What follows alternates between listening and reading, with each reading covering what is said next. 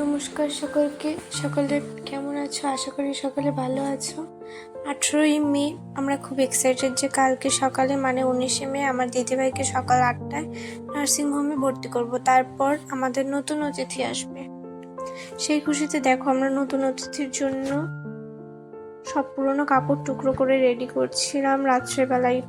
তারপর আমরা কিছু ফটো তুলি কারণ স্মৃতি হিসেবে রাখার জন্য।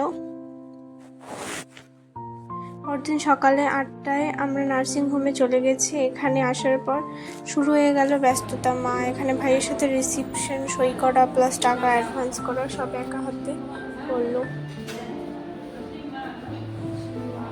এরপর দিদিভাইকে বেডে দিল, চলে আসলো। তারপর আয়ামাসি তার চুল বিনুনি করে দেওয়া, নেল পলিশ, তার যত কাজ আছে সমস্ত কাজ শুরু করে দিল। তাকে ওটির জন্য রেডি করা সব কিছু করছিল।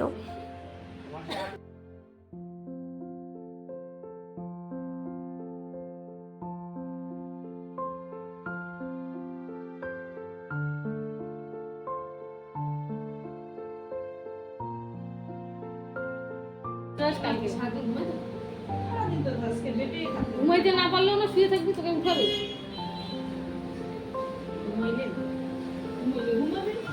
ঘুমাইলে তো আরো ভালো, না? ভালো হয়েছে, ঘুমাইতে পারবি। যত কথা বলবি না তত হবে না।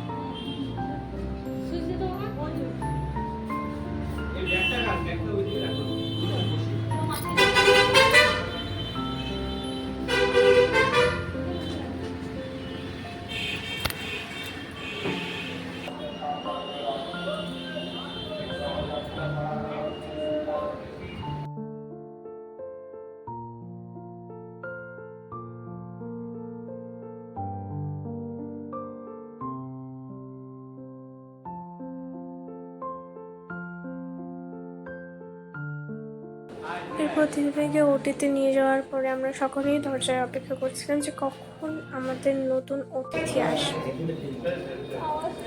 মা খুব চিন্তিত ছিল। মা খালি বারবার ওটির দরজায় উঁকি মারছিল। এরপর জিজুকে ডাকার পর জিজু বেরিয়ে এসে বলল যে ছেলে নাকি মেয়ে হয়েছে। পুরো ভিডিওটা দেখো, তাহলেই জানতে পারবে ছেলে নাকি মেয়ে হয়েছে।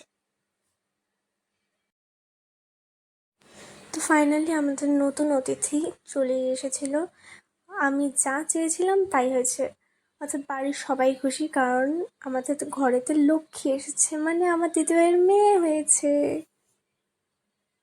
এরপর দিদিভাইকে ওটি থেকে বের করে তার কেবিনে দেয়। তো ভিডিওটা ভালো লেগে থাকলে লাইক, শেয়ার অ্যান্ড সাবস্ক্রাইব করে দিও। অ্যান্ড বেবির মুখটা নেক্সট ব্লগে দেখাবো। টাটা।